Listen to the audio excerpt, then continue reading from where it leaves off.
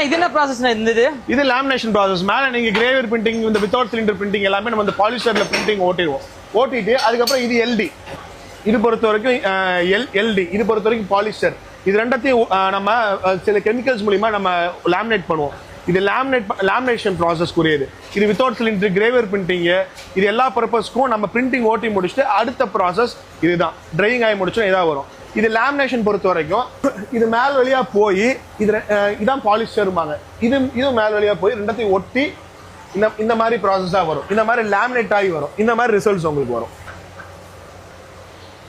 இது லேமினேட் ஆகி இந்த பாலிஸ்டரும் எல்டி இல்ல சில்வர் வேணும்னா ஃபர்ஸ்ட் நாங்க பாலிஸ்டர் சில்வர் லேமினேட் பண்ணிட்டு அடுத்து எல்டி லேமினேட் பண்ணுவோம்.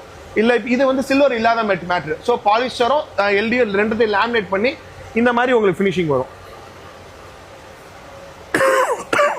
பிரிண்டிங் ஹைஃபையா வரும். அதுக்கப்புறம் நம்ம அதை ட்ரையிங் மெத்தட்ல இந்த மாதிரி காய வைக்கணும்.